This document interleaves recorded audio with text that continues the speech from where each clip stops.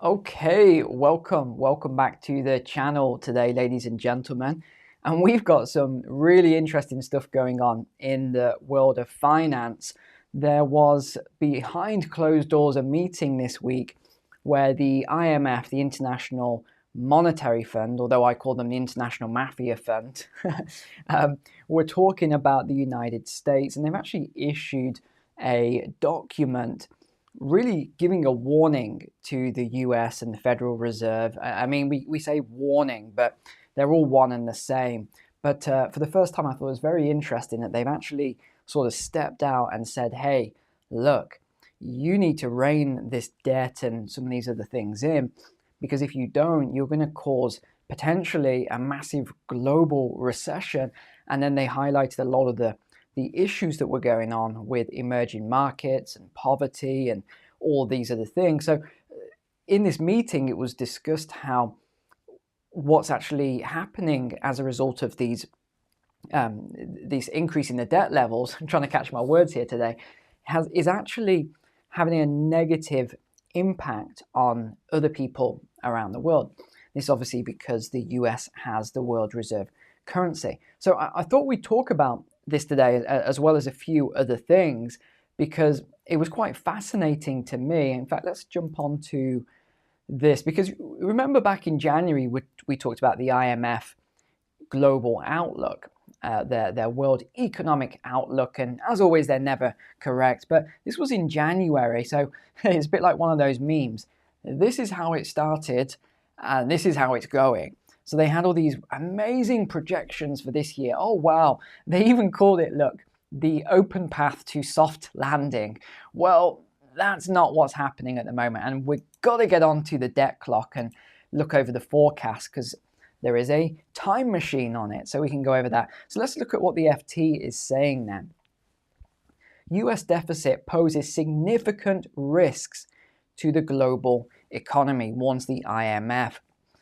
The IMF warned the US, so again, they've issued a warning to the US that its massive fiscal deficits have stroked inflation and pose significant risk for the global economy. So they're actually saying that the inflation globally is as a result of, or they're saying it's a contributing factor of these massive fiscal deficits. So they're saying, yeah, look, Federal Reserve and the board and fiscal and monetary, the administration and politicians, yeah, you can keep doing all this currency creation, you can keep taking all these measures, but just be aware it's at the expense of other people around the world as well. Of course, these people don't like to hear that. I'm not talking about US citizens, I'm talking about the leadership.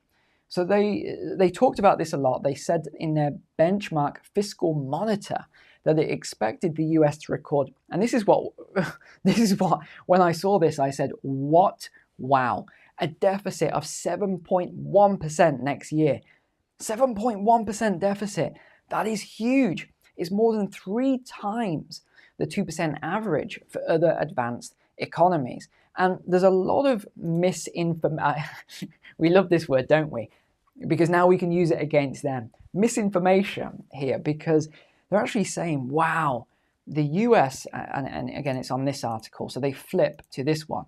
Wow, look at the US. It's going to grow at double the rate of other G7 countries this year. Wow. But actually, that's only half the story. And you remember the analysis I did where I started looking into all of these forecasts, and I said, how on earth could the US be getting such high levels of growth? It didn't make any sense. And the more I digged into it, freedom of information requests, started getting the Fed data, I finally realized it was actually very simple. It's manipulation. So what they're doing is they're creating all this new currency, whether monetarily or fiscal, and then they double account it in the GDP of the country. And then what they do is they encourage consumer spending, which is 70% of the US economy. And so they're getting this double accounting. They're then making the people spend it. So that's, they say, is causing this strong economy. Wow, the US economy is so powerful, the most powerful in the world. Well, no, it's just consumer spending based on debt. When they actually, credit card, loans, whatever, that That didn't exist before you put it on that card. So it's this debt spiral, which is just getting out of control. But I thought it's important I mentioned that, because you'll always see these articles, wow, look how powerful and strong and the economy is doing great. And it's just not true. And we'll see that in the data in a moment, because when one thing goes up, the other has to go down. You can't manipulate this stuff for very long. So let's carry on with this a moment. We've also got to mention Chinese government debt, which is even higher, 7.6% they're forecasting next year. Why are they not focusing then on Chinese debt if it's 0.5% higher? Surely they should focus on that. Why are they focusing on US debt? Well, it's because US treasuries are not mainly held domestically. They're held by other central banks, other countries around the world, whereas the Chinese debt, government debt, is mainly held domestically, so within China. So yes, it can have a crippling effect, but it's not going to have that same global effect that US treasuries would. So that's just a little bit of context there. The US and China were among 4 countries, the fund named, that critically, again, keyword critically, need to take policy action to address fundamental imbalances between spending and revenues. The other were, oh goodness, here we go, the UK. There's a third of my subscriber base right away. And Italy. Rampant spending by the US and China in particular could have profound effects for the global economy and pose significant risk for baseline fiscal projections in other economies. And then we've got all the charts here, which we won't go on to on this video. The assessment comes amid mounting concerns among economists and investors that 2025 will prove a crunch year for US fiscal policy. So fiscal and monetary are different. Fiscal is basically what the administration will spend, if you just want a simple definition. On Tuesday, IMF chief economist said the US fiscal position was of particular concern. Now, you've got to think, when someone like that says words such as of particular concern, he really means absolute dire, the sky is opening up, meteorites is like the worst possible thing ever, but they have to use softening language. And what he's not saying, but he's hinting at, is that the debt is reaching this critical mass now, and that if it gets much further, it won't be able to be reversed. It's irreversible, and it will go into this death spiral. And we're very close to that, by the way. It raises short-term risk to the disinflation process, as well as long-term fiscal and financial stability risk for the global economy. I've highlighted this bit. Something will have to give, because it always does. Within finance and economics, you cannot manipulate one area without it having an impact in another area. The CBO said the US federal debt pile amounted to 26.2 trillion, or 97% of GDP at the end of last year. In fact, that's probably a good point. Let's jump over to the debt clock here. Now, I just want you to look at this. I'm bringing you back here to 2016, when the US national debt was 20.5 trillion. That's what it was back then. Gross debt to GDP, 107%. Revenue to GDP, 31%. Spending to GDP, just 36%. Now let's move forward to 2020, when all of this kicked off. And look, it had gone up. In fact, let's go straight to 2024. So we had 20.5 trillion in 2016. Now let's go to today. It's gone up from 20 trillion. Sorry, my peacock is sat right outside on the tower. So if he keeps making noise, that is what that noise is. Pet peacock, I know, life goals. So it went from 20 trillion all the way up to 34.6 trillion. And look at the debt to GDP ratio. 122%. Yes, 122%. Now, if we go forward even more in the time machine, let's go to 2028. We're going from, remember, 20.5 trillion all the way up to 46.8 trillion. Now, once we get to this level in 2028, it's pretty much game over. I mean, look, the debt to GDP is at 150%. So this is all unraveling, as I've taught you all many times before over the last 4 years, this unraveling period between 2020 all the way through to 2027, key year 2030 is the sort of pinnacle to everything. So this is moving quite smoothly, if we can use that word, on those forecasts to where we're really hitting this critical mass now. So again, especially if you're in the private community, the Patreon, you'll understand how to take actions against all of this already. So I'm not going to go into all of those actions today because it will take too long. If you haven't joined, you can join below. It's extremely, extremely low cost. It costs you, $1 or $2 a week. It's really low. So let's carry on with this then. Okay, US. So we just talked about that. The vibe session has gone global, with citizens around the world fearing an unsustainable financial future. Despite a strong global economy, roughly half of adults are stressed out about their personal finances in every country studied around the world, according to this survey. The survey of more than 4,000 adults in the US, Mexico, Australia, Singapore, so again, very wealthy nations, UK, Spain, France, Switzerland, Germany, found that inflation and rising prices are still the number one source of concern about money. And look, even though more than half of adults around the world identify as middle class, half of the people say they're living paycheck to paycheck. That is not middle class, by the way, living paycheck to paycheck. This is the absolute dire straits now people are in. And I don't say that with any glee. I say it with absolute sadness and compassion for everyone, because no doubt over half the audience will be in this situation as well. Now we have this graph here, share of adults worldwide who say rising prices contribute to their financial stress. Look at the statistics. 66% Germany, 65% US. These are the wealthiest nations, and it is absolute dire straits now.